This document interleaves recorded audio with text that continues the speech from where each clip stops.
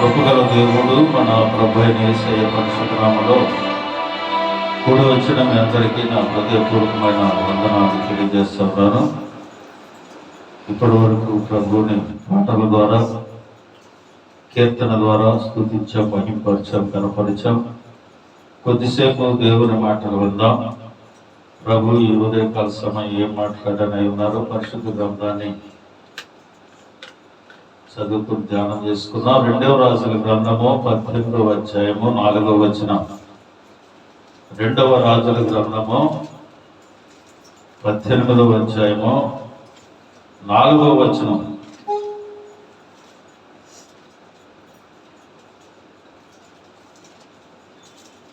ఉన్నత స్థలములను కొట్టివేసి విగ్రహములను పడగొట్టి దేవతా స్తంభములను పడగొట్టి మోషే చేసిన ఇత్తడి సర్పమును చిన్న భిన్నములుగా చేసెను.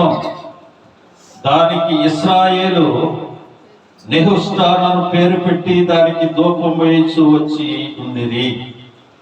ప్రియమైన దేవుని బిడ్డలారా, ఈ ఉదయకాల సమయం దేవుని మాటలు వింటున్న మనం చదవబడిన వాక్య భాగంలో హిజ్కియా అనే రాజు ఉన్నత స్థలాలను పడగొట్టి వేశాడు, విగ్రహాలని పడగొట్టేశాడు, దేవతా స్తంభాలను పడగొట్టేశాడు. మోషే చేసిన ఇత్తడి సర్పమును చిన్న భిన్నముగా చేశాడు. ఇశ్రాయేలీలు నెహుష్టాని పేరు పెట్టుకొని దానికి ధూపము వేయించు వచ్చనని పరిశుద్ధ గ్రంథము తెలియజేస్తా ఉంది.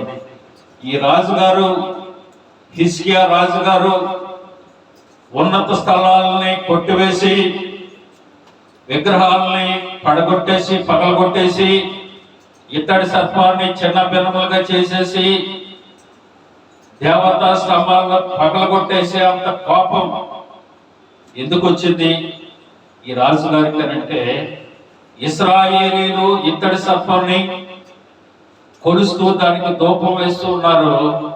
దానికి నెహుష్తా అని పేరు పెట్టుకున్నారు. హల్లెలూయా. ప్రియమైన దేవుని బిడ్డలారా, నెహుష్తా అని పేరు పెట్టుకొని దానికి ధూపం వేస్తూ పూజ చేస్తూ దాన్ని కొలుస్తా ఉన్నారు ఇశ్రాయేల్ ప్రజలు. ఈ రాజుగారు 25వ సంవత్సరంలో రాజరికాన్ని స్వీకరించాడు. 29 సంవత్సరాలు పరిపాలించాడు వీరిని. ఈయన రాజరికం చేపట్టిన తర్వాత ప్రజలు చేయించిన వాటిని సహించలేకపోయాడు. వీళ్ళు ఏం చేస్తా ఉన్నారు? ఉన్నత స్థలాలకు వెళ్ళిపోతున్నారు. అక్కడ ఉన్నత స్థలాలను పూజ చేస్తా ఉన్నారు, విగ్రహాన్ని చేసుకున్నారు, విగ్రహాలను పూజ చేస్తా ఉన్నారు. అలాగనే మరి దేవతా స్తంభాలను చేసుకుంటున్నారు, వాటిని పూజ చేస్తా ఉన్నారు. మోషే చేసిన ఇత్తడి సర్పాన్ని వీటితో తెచ్చుకున్నారు, దానికి పూజ చేస్తా ఉన్నారు. దానికి నెహుష్తా అని పేరు పెట్టుకున్నారు. ఏంటి నెహుష్తా? ఎందుకు తెచ్చుకున్నారు ఈ నెహుష్టాని? మోషే ఎందుకు ఆ ఇత్తడి సర్పాన్ని చేసుకోమన్నాడు? నెహుష్టాని ఎందుకు పెట్టుకుని దానికి ధూపం వేస్తా పూజ చేస్తా ఉన్నారు? ఆ దాన్ని చూసి ఈయన ఎందుకు అంత ఉగ్రుడైపోయాడు? దాన్ని చిన్నాభిన్నములుగా చేసేసి, ఉన్న స్థలాలు పడగొట్టేసి, విగ్రహాలను పడగొట్టేసి, ఆ నెహుష్టాన్ని చిన్నాభిన్నంగా చేసేసి వారి మీద కోపగించుకుంటున్నాడు అని అంటే, ప్రేమని దేవుని బిడ్డలారా, ఎక్కడి నుంచి వచ్చింది వీళ్ళకి ఈ సర్పము అనేది ఒకసారి మనం ఆలోచన చేసి చూసినట్లయితే, సంఖ్యాకాండము 21వ అధ్యాయము 5 నుంచి 8 వరకు మనం చదువుతున్నట్లయితే, ఇశ్రాయేలు ప్రజలు కనాను యాత్ర చేసే సమయంలో ఒకానొక చోటుకు వచ్చారు. అక్కడ కనాను రాజు వీరిని పట్టుకొని వీరిని హింసించి వీరిని బాధ పెట్టి నానా యాత్ర పెడతా ఉన్నాడు. ఆ సమయంలో ఇశ్రాయేల్ ప్రజలందరూ కలిసి దేవుని సన్నిధిలో మొరపెడతా ఉన్నారు. మోషే దగ్గరికి వచ్చి, అయ్యా, నీవు మా కొరకు ఒక్కసారి దేవుణ్ణి అడుగు అని అన్నారు. ప్రియమైన దేవుని బిడ్డలారా, అడిగితే ఈయన ఏం చేశాడంటే, ఆ యొక్క కానాను రాజును వీరికి అప్పగించాడు. వీరికి అప్పగించిన తర్వాత దేవుడు చేసిన దాన్ని మళ్ళీ మర్చిపోయారు. వీళ్ళు ఏం చేస్తా ఉన్నారంటే, దేవుడు వీరి పక్షంగా శత్రువును అప్పగించినప్పటికీ, దేవుడు వీరి పక్షంగా యుద్ధం జరిగించినప్పటికీ, దేవుడు వీరి పక్షంగా వీరి ప్రార్థన ఆలకించినప్పటికీ దేవుని వీళ్ళు మర్చిపోయి అక్కడ ఏమంటా ఉన్నారంటే సరుకుంటా ఉన్నారు. అయ్యా, మేము అగుత్తులు, కీరకాయలు, దోసకాయలు, బీరకాయలు, వంకాయలు తిని బ్రతికేవాళ్ళం. ఇక్కడ ఈ అడవిలోనికి మమ్మల్ని తీసుకొని వచ్చారు, అక్కడ సమాధులు లేవని ఇక్కడికి మనం తీసుకొచ్చారు అని దేవుని మీద, మోషే మీద సరుకుంటా ఉన్నారు. దేవునికి కోపం వచ్చింది. ఇప్పుడే కదా శత్రువుని వారికి అప్పగించారు, ఇప్పుడే కదా శత్రువుని జయించారు, చక్కగా నెమ్మదిగా ఉన్నారు. వీళ్ళు ఎంతటి తిరుగుబాటు చేశారు అని అంటే, ఎంతటి తిరుగుబాటు అంటే మన్నాను కురిపించిన, ఈ మన్నాను గురించి అనే మాట ఏమిటంటే నేను చెప్పిన ఆ వాక్య భాగం రెఫరెన్స్ లో రాసి ఉంటది. వాళ్ళు ఏమంటున్నారంటే, మన్నాని తెలుసా, సహీసారం లేదు దాన్ని మనకు పెట్టేవే, ఇది రుచి పసి లేదే మాకు అని అంటా ఉన్నారు. ప్రియమైన దేవుని బిడ్డలారా, వీరు కష్టపడకుండా ఆకాశం నుంచి మన్నాను కురిపిస్తే, దేవదూతలు తినే ఆహారాన్ని ప్రజలకిస్తే దేవుని మర్చిపోయి దేవుని మీద తిరగబడిపోయారు వీళ్ళు. దేవుని మీద ఎప్పుడైతే వీరు తిరగబడ్డారో, మోషేనే అని అంటా ఉన్నాడు, మోషే ప్రార్థన ఆలకించారు, చూసావా వారు ఈ రీతిగా తిరగబడ్డారో, వీరు దోషం చేశారు, పాపం చేశారు అని అంటా ఉన్నాడు. వెంటనే దేవుడు ఏం చేశాడంటే తాపకరమైన సర్పాలను వారి మధ్యకి పంపించాడు. ప్రియమైన దేవుని బిడ్డలారా, చాలా జాగ్రత్తగా దేవుని మాటలు వినాలి. తాపకరమైన సర్పాలను వారి మధ్యకి పంపిస్తే ఎవరైతే కాటు నుంచి పడేస్తున్నారో వాడు చనిపోతా ఉన్నారు. వెంటనే వీళ్ళు ఏం చేశారంటే, మేము చేసిన చూడండి 8వ వచనాన్ని చదువుతారు చూడండి. మోషే ప్రజల కొరకు ప్రార్థన చేయగా, యెహోవా నీవు తాపకరమైన సర్పం వంటి ప్రతిమను చేయించి స్తంభము మీద పెట్టుము, అప్పుడు కరవబడిన ప్రతి వాడును దాని వైపు చూసి బ్రతుకునని మోషేకి చెప్పాడు. ఎప్పుడైతే సర్పాలు వచ్చాయో, ఎప్పుడైతే ఈ సర్పాలు కాటికి పడతా ఉన్నారో, జనం చనిపోతా ఉన్నారు, ప్రజలు చనిపోతా ఉన్నారు. ప్రియమైన దేవుని బిడ్డలారా, వెంటనే ఇశ్రాయేలు ప్రజలు తమ తప్పులు తెలుసుకున్నారు. అయ్యా, నీకును దేవునికి విరోధంగా మేము పాపం చేశాం, మా కొరకు దేవుని నువ్వు వేడుకో అని అంటా ఉన్నాడు. వెంటనే ఇశ్రాయేలు ప్రజలు ఏం చేశారు, మోషే దగ్గరికి రాగానే మోషే ప్రజల కొరకు ప్రార్థన చేశాడు. ప్రార్థన చేయగానే దేవుడు అంటా ఉన్నాడు, అయ్యా నువ్వు ఒక ప్రతిమను చేయించి స్తంభం మీద నిలుపు. ఎవడైతే సర్పము కాటుకి బలవుతాడో, ఎవడైతే సర్పం వారిని కాటు వేస్తుందో, ఎవడైతే ప్రాణాపాయంలో ఉంటాడో, ఎవరైతే సావు బతుకుల్లో ఉంటాడో, వాడొచ్చి ఆ ప్రతిమను చూస్తే, వాడొచ్చి ఆ ప్రతిమను చూడగానే మరణం నుంచి జీవంలోకి వస్తాడు, వాడు మరణం నుంచి తప్పించబడతాడు. కనుక నువ్వు ఒక ప్రతిమను చేసి నిలబెట్టమని చెప్పాడు దేవుడు. వెంటనే మోషే ఏం చేశాడంటే ప్రతిమను చేసి తీసుకొచ్చి అక్కడ పెట్టాడు. ఎవరైతే పాము కాటు కరిశాడో, ఎవడైతే పాము కాటు బారిన పడ్డాడో, వాడు వచ్చి ఆ ప్రతిమను చూడగానే బ్రతుకుతా ఉన్నాడు. ప్రియమైన దేవుని బిడ్డలారా, దేవుడు చెప్పింది చేశాడు. మోషే చెప్పింది చేసినట్లు చేసిన ప్రజలు బ్రతికారు. కానీ వీరు మాత్రం ఆ ప్రతిమను మాత్రం దగ్గర పెట్టుకుంటా ఉన్నారు. ప్రియమైన దేవుని బిడ్డలారా, ఈ రోజున జరిగే పరిస్థితులు ఎలా జరుగుతుందంటే, ఏం జరుగుతుందంటే, దేవుని సన్నిధికి మనం స్వచ్ఛత కోసం వెళ్తాం, దైవజనుడు ప్రార్థిస్తే ఆ ఫోటోలు పెట్టుకుని ఇళ్లలో దండలు వేసి దండం పెట్టుకునే పరిస్థితికి వచ్చింది. క్యాలెండర్లు పంచుతారు, క్యాలెండర్లు చూసుకొని ఆ వాక్యాన్ని చూసుకొని ఆయనకు మొక్కుకునే పరిస్థితులు వచ్చింది. ప్రియమైన దేవుని బిడ్డలారా, ఒక రోజున ఒక సేవకుడు మీటింగ్కి వెళ్ళాను నేను. మీటింగ్కి వెళితే ఆయన ఏం చేస్తా ఉన్నాడంటే, ఒక విషయం నాకు చెప్పాడు. అన్నా కూర్చున్నా, ఆ చివరి కూర్చున్నా, ఆ ముసలాం నువ్వు చూడు అన్నాడు. చూశాను. మీటింగ్ అయిపోయిన తర్వాత ఆవిడ ఒక టీచర్ గారు అన్న, ఆవిడే ఒక టీచర్ గారు, రిటైర్డ్ అయింది, ఒక 40 లక్షలు అంత వచ్చింది ఆవిడకి. ఒక రోజు నన్ను పిలిచింది ప్రార్థన చేయటానికి. అయ్యా నీ కోసం చాలా రోజుల నుంచి చూస్తున్నా, నువ్వు రావట్లేదు, ఒకసారి మా ఇంటికి వచ్చి ప్రార్థన చేసేది, నీకు కానుక ఇవ్వాలనుకుంటున్నాను. కానుక ఇవ్వాలనుకుంటుంది కానీ ఎవరికి ఇవ్వాలి చెప్పాలి. సరే ఈయన ఇంటికి వెళ్ళాడు, 2 లక్షల రూపాయలు ప్లేట్లో పెట్టుకొచ్చి ప్రార్థన చేయండి అయ్యారు, నేను సతీష్ కుమార్ గారిని పంపాలని. ప్రార్థనకి వెళ్ళేది ఎక్కడికి, ఎక్కడికండి ప్రార్థనకి వెళ్ళేది? ప్రార్థనకు వచ్చేదేమో ఎక్కడికే, ప్రార్థన చేయించుకున్నదేమో దైవజనుడికి. నీకు ఇంట్లో బాగోపోయినా ఏదైనా కావాలన్నా ప్రార్థన చేసేది ఈయన ఎవరిని పూజిస్తుందేమా? ఎవరిని పూజిస్తుందండి? ఎవరిని పూజిస్తుంది? ఆయన పూజిస్తుంది. మోషే ప్రార్థన చేశాడు, ప్రభు చెప్పాడు సర్పాన్ని నిలబెట్టమన్నారు. దేవుడు పూజించట్లేదు, నిలబెట్టిన దాన్ని సృష్టికర్తను మరిచి సృష్టిని పూజిస్తా ఉన్నారు. హల్లెలూయా. కార్యాలు చేసింది మేము కాదు, ప్రార్థన చేయటమే ప్రభు మాకు ఇచ్చింది. ప్రభు పని చేసేది ప్రభు, మనం పూజించవలసింది ప్రభువుని. ఇశ్రాయేలు ప్రజలు చేసేది అదే, ప్రతిమను మొక్కమన్నాడు. అయితే మీకు డౌట్ రావచ్చు, ఏమంటే లోకంలో ఇన్నుండగా సర్పాన్నే పెట్టాలా? సర్పం శాపకరమైంది కదా, ఆది దంపతులు మోసగించింది కదా, దాన్ని ఎందుకు పెట్టమన్నాడు? ఎందుకు ఆ సర్పమే పెట్టాలి, ఇంకో ప్రతి మీద పెట్టుకోవచ్చు కదా అని మీరు అడగొచ్చు.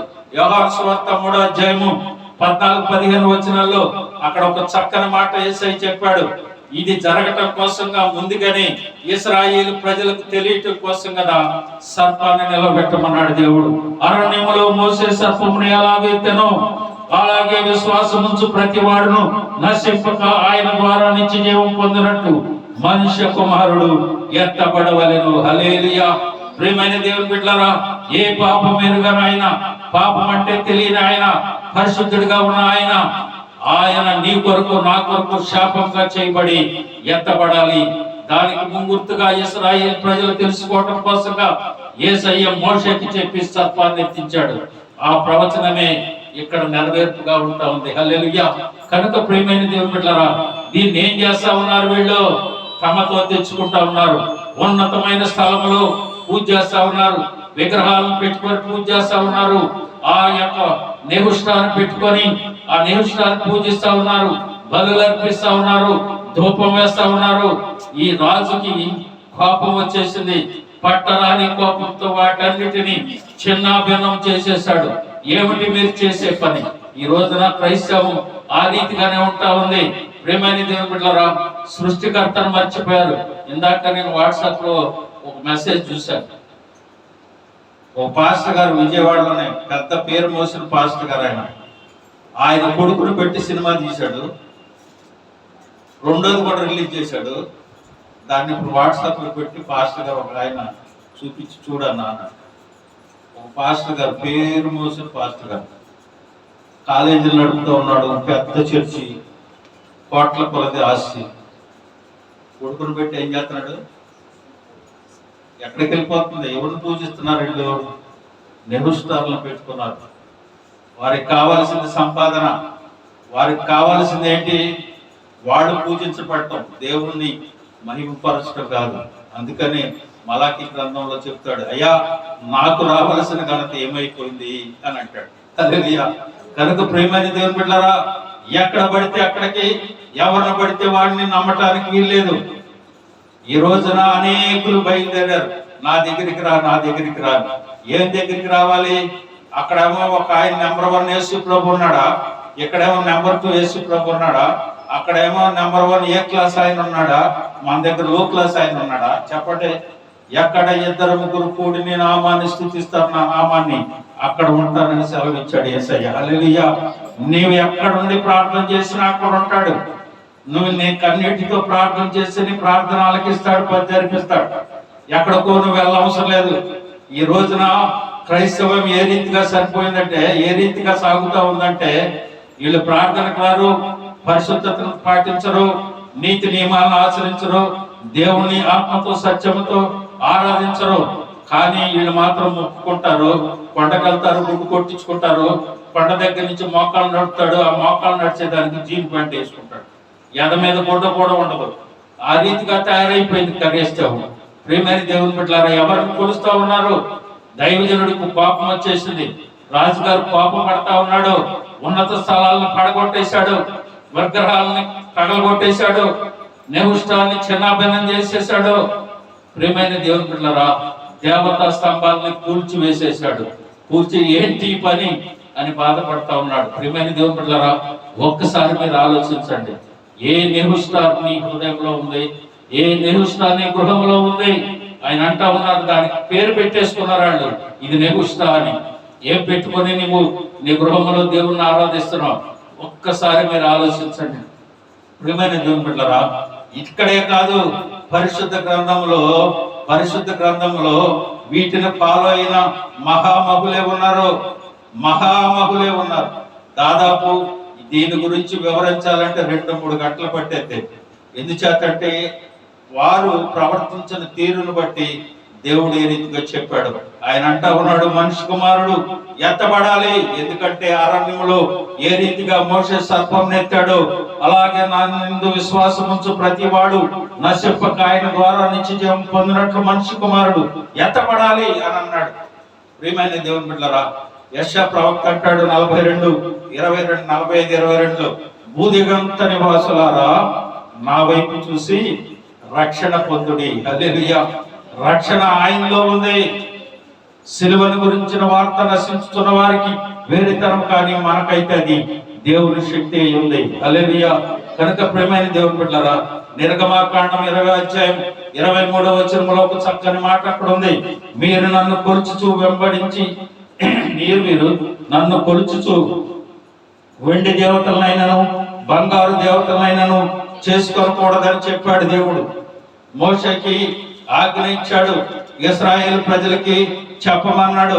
మీరు నన్ను కొలుచున్నారు, వెండినైనను బంగారంనైనను దేనితోనైనా మీరు విగ్రహాలు చేసుకొని మీరు కొలవకూడదు, దాన్ని కొలవకూడదు, దూపం వేయకూడదు, ఏం చేయకూడదు. అవి మాయా విగ్రహములు, మాట్లాడలేవు, నోరుంటది, చెవులుంటాయి, వినలేవు, కళ్ళుంటాయి, చూడలేవు అని దేవుడే స్పష్టంగా దేవుని ప్రజలకు తెలియజేశాడు. కానీ వీరేం చేస్తా ఉన్నారు తెలుసండి, వారికి ఒక సూచన కూడా చెప్పాడు. ఫిలిస్తీయులు మందసాన్ని, దేవుని యొక్క మందసాన్ని చెరగొట్టి తీసుకొచ్చి ఇక్కడ ఒక అద్భుతం జరుగుద్ది చూడండి. ఫిలిస్తీయులు ఇశ్రాయేల్ ప్రజల దగ్గర నుంచి మందసం తీసుకొచ్చారు. వాళ్ళకు దాగోను గుడి అని ఉంటుంది. ఆ గుడిలోకి తీసుకెళ్లి మందసాన్ని దాచారు. అక్కడ ఏముంది, దాగోను గుడిలో విగ్రహం ఉంది, దాని దగ్గర పెట్టారు.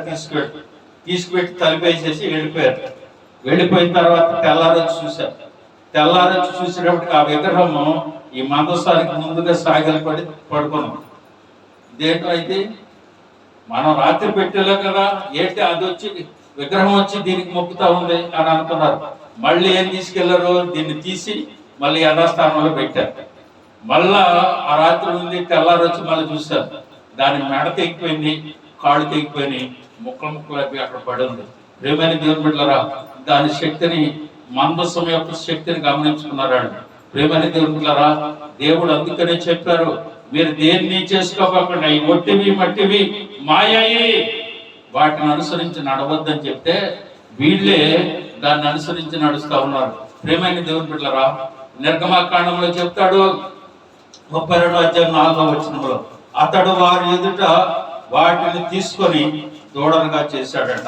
దేవుడేమో వీళ్ళకి హెచ్చరిస్తా ఉన్నాడు, ఇశ్రాయేలు ప్రజలనేమో అగ్నిస్తంభముగా మేఘస్తంభంలో నడిపిస్తా ఉన్నారు. పగలు ఎండ దెబ్బ తగ్గట్లేదు, రాత్రి వెన్నెల దెబ్బ తగ్గట్లేదు, వీరికి ఆహారం సంపాదించుకోవట్లేదు, మన్నాను కురిపిస్తున్నాడు. తీసుకొచ్చాడు మోషే దేవుని దగ్గర ఉన్నాడు ఆజ్ఞలు తీసుకొని రావడానికి. ఇక్కడికి వచ్చిన తర్వాత అహరోనుతో ఇశ్రాయేల్ ప్రజలు అంటా ఉన్నారు, ఏమంటున్నారు తెలుసండి, అయ్యా ఏమైపోయాడు మోషే, తెలీదు, కాబట్టి మాకు విగ్రహాన్ని చెయ్యి, ఆ విగ్రహమే మనం తీసుకొచ్చిందని అనుకుంటాం అనగానే అహరోను గారు ఏం చేశారంటే వాళ్ళ దగ్గర ఉన్న బంగారం అంతటిని తీసుకొని అతడు వారి ఎదుట వాటిని తీసుకొని దూడలు చేశాడు. చూడండి ఎన్ని అద్భుతాలు చూశారు. ఎర్ర సముద్రం పాయలైపోవడం చూశారు. మన్నా వస్తా ఉంది, పగలేమో ఎండ తగలకుండా మేఘారోహం కూడా ఉంటా ఉన్నాడు, రాత్రి మరి వీళ్ళకేమో వెలుగు అగ్నిస్తంభంగా ఉంటా ఉన్నాడు. ఇవన్నీ చూస్తానే ఉన్నారు. దేవదూతలు తినే ఆహారాన్ని ఇస్తా ఉన్నాడు. అయినా వీళ్ళు ఏం చేస్తున్నారంటే, అయ్యా మాకు కుదరదో, దూడం చేయమన్నాడు. ఈ దూడం చేసినట్ట మమ్మల్ని ఐగుప్తు నుంచి నడిపించిన దేవుడు ఇదే మా దేవతని కొలుస్తా ఉన్నారు. హల్లెలూయా. ప్రియమైన దేవుని బిడ్డలారా, ఈ రోజున నీవు నేను బ్రతికి బట్ట కట్టి దేవుడి సన్నిధిలో ఉన్నామంటే ఆయన ఇచ్చిన ఉచితమైన కృపే. ఎవడు నిన్ను రక్షించలేదు, ఎవడు నిన్ను కాపాడలేదు, ఎవడు నీకు ఆరోగ్యం లేదు, ఎవడు నిన్ను కాచుకొని కాపాడలేదు, నా యేసయ్య నిన్ను కాపాడాడు. హల్లెలూయా. అలాంటి వాడిని మరిచి దేనిని నువ్వు ఆచరిస్తా ఉన్నావు, దేనిని నువ్వు ఫాలో అవుతున్నావు, ఒక్కసారి చూడండి. ప్రియమైన దేవుని బిడ్డలారా, ఈ ఇశ్రాయేల్ ప్రజలు దూడం చేసుకున్నారు. రెండో రాజుల గ్రంథం 16వ అధ్యాయం 4వ వచనంలో అహసు అనే రాజు అంటాడు, మరియు అతడు ఉన్నత స్థలంలో కొండ మీదను సమస్తమైన పచ్చని వృక్షముల క్రిందను బలులు అర్పిస్తూ ధూపం వేస్తా ఉన్నాడంట. కొండలకు వేస్తా ఉన్నారు, వృక్షాలకు వేస్తా ఉన్నారు, రాయిని మొక్కుతా ఉన్నారు, రప్పను మొక్కుతా ఉన్నారు, దేవతా స్తంభాలు నిలబెట్టుకుంటున్నాడు, సజీవుడైన దేవుణ్ణి మర్చిపోయాడు. వీళ్ళు ఇష్టం వచ్చినట్టు వీళ్ళు కూరుస్తా ఉన్నారు. ప్రియమైన దేవుని బిడ్డలారా, ఒక్కసారి మీరు ఆలోచించుకోనండి. ఏ రీతిగా నేను సాతానుడు లాక్కుంటున్నాడు, ఏ రీతిగా నేను దేవుని వద్ద నుండి వాడు దొంగులుతున్నాడు. హబక్కూకు గ్రంథం అందరూ తీసి చదవాలి. హబక్కూకు 1వ అధ్యాయము 15-16 వచనాలు చదవాలి. ఒకసారి తీయండి, అందరూ చదవాలి. హబక్కూకు గ్రంథము 1వ అధ్యాయం 15-16 వచనాలు. వాడు గాలము వేసి మానవులందరినీ గుచ్చి లాగుచూ ఉన్నాడు, ఉరులు ఒగ్గి చిక్కించుకొనుచున్నాడు. వాడు తన వలతో వారిని కూర్చుకొని సంతోషపడి గంతులు వేస్తున్నాడు. కావున వల వలన మంచి భాగము, మంచి పుష్టి నిత్య భోజనము తనకు కలుగుతున్నదనే వాడు వలలకు బలులు అర్పించుతున్నాడు, ఉరులకు ధూపం వేయించున్నాడంట. హల్లెలూయా. సాతాను గాడు ఏం చేస్తున్నాడు? వీళ్ళందరినీ చూడండి, ఏం చేస్తున్నాడట? గాలం వేసి మానవులందరినీ గుచ్చి లాక్కుంటా ఉన్నాడట. అంటే ఉరులు ఒప్పుకుంటున్నాడు. వాడు తన వలలో వారిని కూర్చుకొని సంతోషపడి గంతులు వేస్తా ఉన్నాడట. కావున వల వలన మంచి భాగము, మంచి పుష్టినిచ్చి భోజము తనకు కలుగుతున్నదని వాడు తమ వలలకు బలు అర్పించున్నాడు, తమ ఉరులకు ధూపం వేస్తా ఉన్నాడంట. మానవులందరినీ గుచ్చి లాక్కుంటా ఉన్నాడు. ఏమండి, ఒక్కొక్కడికి ఒక్కొక్క అలవాటు ఉంటది. ఏమండి, ఆడేం చేస్తాడు? ఒక్కొక్కడికి ఒక్కొక్కడు గుచ్చి లాక్కుంటాడు. ఒక్కొక్కడు ఉన్నారు ప్రార్థనకు వస్తాను ఉంటాం మనం అంతా, కానీ చీరలను వదలలేము. ఎన్ని చీరలు చూసినా ఎన్ని చేసుకొని ఇంకా కొనుక్కుంటానే ఉంటాం కదా. ఏదో ఒక రకంగా గుచ్చుకోవాలి. ఒకడు ఉంటారు తిండి ఉంటుంది, తింటానే ఉంటారు, ఇంకా తింటానే ఉంటారు. ఒక్కొక్కడు ఏంటి కోపం మానుకోలేదు, ఇక్కడికి వస్తాం మానుకొని ఉంటాం. ఒక్కొక్కడు ఉంటాం మనం అన్ని చేస్తూనే ఉంటాం, చేయరాని పనులు చేస్తూ ఉంటాం. ఒక్కొక్కడు ఉంటాడు వాడు మందు వేరేస్తాడు, ఆ మందులో నుంచి అటు చిక్కు రాలేడు. ఇంకా ఆ ముళ్ళు తీయటానికి ఈ మన వల్ల కాదు, ఎవడో వచ్చి తీయాలి. అలాగనే వారందరినీ గుచ్చేసుకొని లాక్కుంటున్నాడంట. వాడు ఏం చేస్తున్నాడు? వాడు ఒగ్గిన ఉరులకి, వాడు వేసిన వలలకి ధూపం వేసుకొని గంతులేస్తా ఉన్నాడు. పని దొరికిందిరా నాకు, మంచి ఛాన్స్ దొరికింది, మంచి భోజనం దొరికింది, మంచి పుష్టికల ఆహారం నాకు దొరికిందని మానవులను తన వలల్లో ఉర్రులో చిక్కించుకొని వాడు గంతులు వేస్తా ఉన్నాడంట. అదే పరిస్థితి ఇశ్రాయేలు ప్రజలకు సంభవించింది. అదే పరిస్థితి ఉన్నతమైన స్థలములలో, విగ్రహారాధనలో, దేవతా స్తంభాలలో నెహుష్టాను పూజిస్తూ ప్రజలు గంతులు వేస్తా ఉన్నారు. రాజైన హిజ్కియాకు కోపం వచ్చేసింది. ఏమిటి పనులు, ఏమిటి చేతకాని పనులు, ఏమిటి పనులు మీరు చేస్తా ఉన్నారని ఉగ్రుడై చల్లా చెదురు చేస్తా ఉన్నాడు. ప్రియమైన దేవుని పిల్లరా, మహామహులైన వారే అహరోనే దూడం చేసేసాడు. అహజు రాజే వృక్షాలని కొండాలను కొలుస్తా ఉన్నాడు. అంతేకాదు ప్రియమైన దేవుని బిడ్డలారా, వారు విగ్రహములను పూజించి అవి వారికి ఉరిగా మాయకొని అంట. ప్రియమైన దేవుని బిడ్డలారా, ఆనాడంటే సరిపోయిందండి. మేము ఎక్కడ విగ్రహాలను పూజిస్తా ఉన్నాం? మన ఇంట్లో విగ్రహాలను పెట్టుకుంటారు చూడండి. వాళ్ళు విగ్రహాలు పూజ చేసి గంట కొట్టి తిడతారు, వీడు మాత్రం ఫోటో పెట్టుకుని దండేస్తాడు. వీడు చేసేది మంచిది, వాళ్ళు చేసేది మంచిది కాదు, తీసేయాలా. దేవుడు ఆత్మ కనుక ఆయన ఆరాధించేవారు ఆత్మతోనూ సత్యముతోనూ ఆరాధించాలి. ప్రేమైన దేవుని బిడ్డలారా, నీవు అనుకుంటా ఉన్నామేమో నీకు వాడు ఏ రీతిగా గ్యాలం వేసి చిక్కించుకొని గంతులేస్తున్నాడు. ఒక్కసారి నువ్వు ఆలోచించి చూడు. మహామహుడైన సొలొమోన్ రాజు గారు ఎవరండి? మహాజ్ఞాని కదా. ఆయన మహాజ్ఞాని, మామూలు జ్ఞాని కాదు. ఆ జ్ఞానే ఏమైపోయాడు చూసారా? మొదటి రాజుల గ్రంథం 11వ అధ్యాయం 6 నుంచి 8 వరకు అక్కడ చదివితే ఆయన చరిత్ర ఉంది. అక్కడ మహాజ్ఞాని అయిన సొలొమోను ఏం చేశాడు తెలుసా? సొలొమోను హేయమైన దేవతలకు కొండ మీద బలిపీఠం కట్టించి తమ దేవతలకు ధూపం వేయించు బలులర్పించుచు ఉండిన పరస్త్రీలైన భార్యల నిమిత్తము అతడు అలాగ చేశాడు. చూడండి, మహాజ్ఞాని దేవుని దర్శనాలు పొంది, అయ్యా నాకు జ్ఞానము నీవు ఇచ్చిన ఈ ప్రజలను నేను ఎలా పరిపించాలో జ్ఞానాన్ని వివేచనమని అడిగిన వాడు ఏమైపోయాడు? ఎక్కడ చిక్కుకున్నాడో? ఎక్కడ చిక్కాడు చెప్పండి? ఎక్కడ చిక్కాడో? తన భార్యలైన వారి గురించి అన్యులను చేసుకొని వాళ్ళలో చిక్కుకున్నాడు. దాని నుంచి బయటికి రాలేని పరిస్థితులకు వచ్చాడు.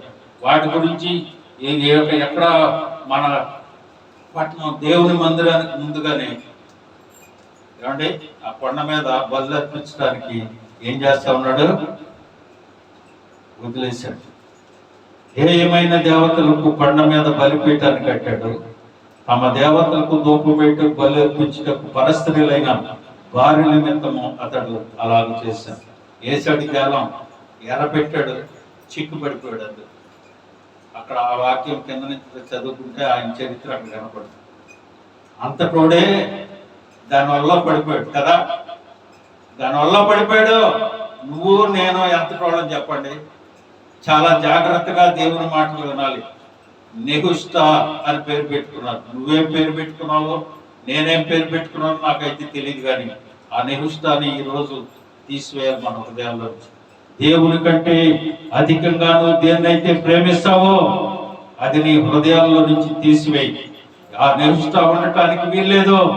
దాన్ని చిన్నాభిన్నము చేసి మహామహుడైన సొలొమోను సహితము దాని వల్ల చిక్కున్నాడు. నీవు నేను ఎంత ప్రేమైన దేవుని బిడ్డలారా, ఒక్కసారి ఆలోచించండి. ఒక్కసారి ఆలోచించండి. ఎన్నో సంవత్సరాల నుంచి దేవుని మాటలు వింటున్నాం. ఎన్నో సంవత్సరాల నుంచి యేసు రక్తంలో కడగబడ్డామని చెప్పుకొని ఆయన శరీరంలో రక్తంలో మనం పాలు పొందుకుంటున్నాం. మరలా సిలువ వేస్తాం. ఎన్నిసార్లు వేస్తాం? ఎన్ని సంవత్సరాల నుంచి వేస్తాం? నెహుష్టాలను మన హృదయాల్లో ప్రతిష్ఠించుకొని ప్రభు రక్తంలో శరీరంలో పాల్గొంటే అది అపవిత్రమైన కార్యం. ప్రేమైన దేవుని బిడ్డలారా, ఈ రోజున ఈ మధ్యాహ్నం ఉదయకాల సమయం దేవుని మాటలు వింటున్న మనం ఒక్కసారి ఆలోచన చేసి చూడాలి. చూడండి, సమయంలో గ్రంథంలో యేసు 1వ అధ్యాయము మొదటి సమయాల గ్రంథం 8వ అధ్యాయం 7వ వచనంలో ఒక చక్కని మాట ఉంటది. ఇశ్రాయేలు ప్రజలను దేవుడు నడిపించుకుంటూ తీసుకొచ్చిన తర్వాత, న్యాయాధిపతులు నిర్మించిన తర్వాత ఇశ్రాయేలు ప్రజలు సొలొమోను దగ్గరికి వచ్చి అని అంటారు, సమయాల దగ్గరికి వచ్చి అంటారు, అయ్యా మాకు న్యాయాధిపతులు కాదు, మాకు రాజు కావాలి అన్నట్టు. ఆయన వచ్చి, అయ్యా మరి ప్రజలు ఈ రీతిగా అంటున్నారు, నన్ను ఏం చేయమంటావు? ప్రజలు ఈ రీతిగా కోరుకుంటున్నారు, మరి ఏంటి పరిస్థితి అని అడిగినప్పుడు ఆయన చెప్పే మాట ఒక చక్కని మాట చెప్తాడు. వారు నిన్ను విసర్జించలేదు కానీ తమ్మును ఏలకుండా నన్నే విసర్జించారు అని అంటాడు. దేవుణ్ణి ఏలనీయకుండా మనుషుడు కావాలి అని అంటా ఉన్నాడు. ప్రభువా, నీవే మా రాజువి, నీవే నా నాయకుడివి, మమ్మలను కానాను చేర్చేవాడు నీవే, మా పితరులను కనానుకు తీసుకెళ్తానని వాగ్దానం చేసిన దేవుడు నీవే కనుక మాకు నీవే రాజుగా ఉండాలి, మా పరిపాలకుడు నీవే, మా నాయకుడు నీవే అనవలసిన ప్రజలు మాకు రాజులు కావాలి అన్నప్పుడు దైవజనుడు దేవుని సన్నిధిలో ప్రార్థిస్తే దేవుడు అంటున్నాడు, వారు నిన్ను మరవలేదు, నన్నే మరిచారు. ఎందుకంటే తమను ఏలకుండా దేవుడు నన్ను మార్పించాడు. నిన్ను మరవలా, వారిని ఏలకుండా నన్నే విసర్జించేశారు అని దేవుడు చెప్తున్నాడు. ప్రియమైన దేవుని బిడ్డలారా, నీకు నాయకుడుగా నిన్ను నడిపించవలసింది దేవుడు, కానీ యెహోవాపరమైన వాడు కాదు.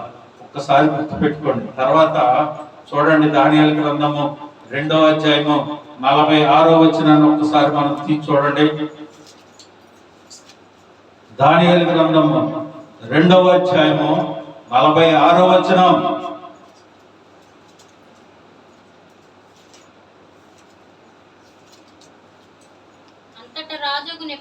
అంతటా రాజుకు నెబుకద్నెజరు దానియేలునకు సాష్టాంగ నమస్కారం చేసి అతనిని పూజించి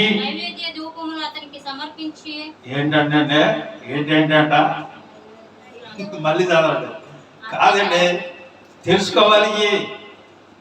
నెబుకద్నెజరు రాజు దానియేలు గారు ఒక కళ భావం తెలియజేశాడు, దేవుడు అతనికి చెప్పాడు.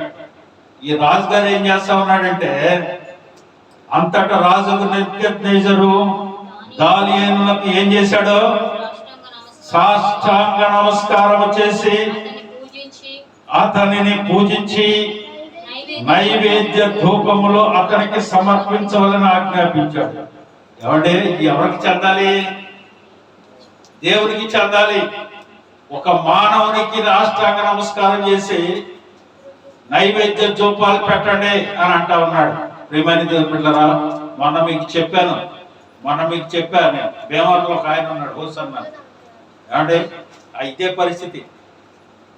ఏంటది, పల్లకీలు కట్టుకొని అందులో ఊరేగుతాడు, పూజలు చేపించుకుంటాడు, పూజలు చెల్లించుకుంటాడు, తమలపాకులు కడతాడు, పాలాభిషేకాలు చేయించుకుంటాడు, ఏ అభిషేకాలు చేస్తాడు, నానా గందరగోళాలు చేసేస్తాడు, ఊరేగుతాడు, డబ్బులు తీసుకొని బజార్లో ఊర్లేగుతాడు. ఈ పిచ్చి జనం వెళ్ళిపోయాడు, కాళ్ళ మీద పడతాం ముట్టుకుంటాం. ఈ రీతిగా తయారైపోయింది. ఇంకొక ఆయన విషయం మొన్న మంచి ఆయన విజయవాడ వచ్చాడు, అదే పరిస్థితి. ఆయనకి డబ్బులు పడుతూ పూజ చేస్తూ కాళ్ళకి దండాలు పెట్టుకుంటాం. ఎటుపోతుంది క్రైస్తవం అర్థం అవట్లేదు. ఆయనేమో నేను తప్ప వేరొక దేవుడు మీకు లేడురా బాబు, అసలు పూజించబాకండి దేవుడు అని చెప్తా ఉంటే జనాలు ఏం పడుతున్నారు, ఎగబడిపోతా ఉన్నారు. ఎక్కడో ఉన్నాడట, అక్కడికి వెళ్ళిపోతారు. ఇక్కడ ప్రార్థన చేసుకుంటాం మనకు రాదు. నీ ఇంట్లో నీ పిల్లోడో లేకపోతే నీ భర్త ఎక్కడికో ప్రయాణమో ఎగ్జామ్ రాయటానికి వెళ్ళినప్పుడు అదే సమయంలో మోకరించి ప్రార్థించడం నీకు చేత కాదు. ఎవడకో ప్రార్థన చేయటం, ఆడికి ఒక 20 రూపాయలు కారు పంపించడం, అయ్యా మా వాడి గురించి ప్రార్థించడం. ఆడు అక్కడ ఉండడు, ఎవడో నాలాంటి వాడు ఉంటాడు అక్కడ, ఆడు ప్రార్థన చేస్తుంటాడు. నువ్వేమో ఆయనకి ఇచ్చాను అనుకుంటావు, అసలు ఆయనకి పట్టుకునే పెట్టు. దేవుని వాక్యం ఏం చెబుతుంది? ఎక్కడ 2-3 కూడిన నామాన్ని స్తుతిస్తారో నేను అక్కడ ఉంటానని సెలవిచ్చాడు. ప్రార్థించడం నీ పని జరిగించడం అయ్యే పని. హల్లెలూయా. అది చెయ్యం. మనం మనుషులను పూజించడం మొదలు పెట్టేశారు. ఏదేదో చెప్తారు, అందులో ఉన్నాడు, ఇందులో ఉన్నాడు, ఎందులో ఉన్నాడు, అందులో ఎందుకు అంటాడు, ఎందులో లేడు, ఇందులో తప్ప. ఒకసారి జ్ఞాపకం చేసుకోండి ప్రియమైన దేవుని బిడ్డలారా, ఈ ఉదయకాల సమయం ఏ నిహుష్టాన్ని నువ్వు కలిగి ఉన్నావో, సాతానుడు ఏమేసి తన ఊరిలో నిన్ను చిక్కించుకుంటున్నాడు, తన వలలో నువ్వు చిక్కుబడిపోయావో ఒక్కసారి జ్ఞాపకం చేసుకో. ఈ ఉదయకాల సమయం దేవుడు స్పష్టంగా నీతో మాట్లాడుతూ ఉన్నారు. మహామహులే పడిపోయారు, నీవు నేను ఒక లెక్కేం కాదు. అయితే హిజ్కియాకి దేవుడు అంత ఆశీర్వాదం ఇవ్వడానికి గల కారణం తెలుసుకున్నాం. 3-5, 4, 5, 6 వచనాలు, 7 వచనాలు చదువుతాను చూడండి. ఆయన ఏం చేశాడు తెలుసండి? మొట్టమొదటిగా ఆయన చేసిన పని ఏంటంటే, దావీదు చేసినట్లు అతడు నీతిని అనుసరించి నడిచాడు. ఏమండి ఏం చేశాడు? నీతిని అనుసరించి నడిచాడు. విగ్రహాలను పగలగొట్టి దేవతా స్తంభాలను పగలగొట్టేశాడు. నీవు అధికంగా దేన్నైతే ప్రేమిస్తావో అదే నీ విగ్రహం. నువ్వు చేసుకొని పూజించవసరంలా. నువ్వు దేన్నైతే ప్రేమిస్తావో, ఒకవేళ అది నీ శరీరం అవ్వచ్చు, ఒకవేళ అది నువ్వు ధరించుకునే వస్త్రాలు అవ్వచ్చు, నువ్వు అధికంగా ప్రేమించి ఎవరైనా కావచ్చు, లేదా ధనం కావచ్చు, ఏదైనా కావచ్చు, దాన్ని ప్రభు కొరకు విసర్జించి పడగొట్టేసాయి. విగ్రహాలను చిన్నాభిన్నం చేశాడు ఆయన. నీ హృదయంలో నుంచి వాటిని తీసేయి, నీతిని అనుసరించినాడు. మూడవదిగా ఆయన ఏం చేశాడు తెలుసా? అతడు దేవుని యందు విశ్వాసం ఉంచాడు అని అంటాడు. హల్లెలూయా. దేవుని యందు విశ్వాసం ఉంచాడు. ఏ కార్యము తలపెడతా ఉన్నా దేవుడు ఈ కార్యము నాకు చేస్తాడనే విశ్వాసంతో ఆ కార్యాన్ని ప్రారంభించాడు. విశ్వాసం లేకుండా దేవునికి ఇష్టడై ఉండ అసాధ్యమని దేవుని వాక్యం సెలవిస్తా ఉంది. కనుక ప్రియమైన దేవుని బిడ్డలారా, దేవుని యందు విశ్వాసం ఉంచు. తర్వాత ఆయన ఏం చేస్తా ఉన్నాడు తెలుసా? 6వ వచనంలో అతడు యెహోవాను హత్తుకొని ఉన్నాడంట. ఎవరండి హత్తుకునేది? తన ప్రేయసిని ప్రియుడు హత్తుకుంటాడు, భార్యను భర్తను హత్తుకుంటాడు, తన కుమారుని హత్తుకుంటాడు.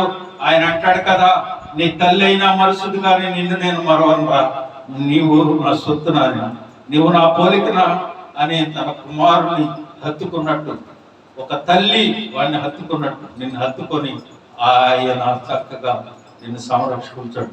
ఆయన అంటా ఉన్నాడు, ఆయన ఎవరిని హత్తుకున్నాడంట? యెహోవాను హత్తుకొని ఆయనను వెంబడించుటలో వెనుతీయలేదు. హల్లెలూయా.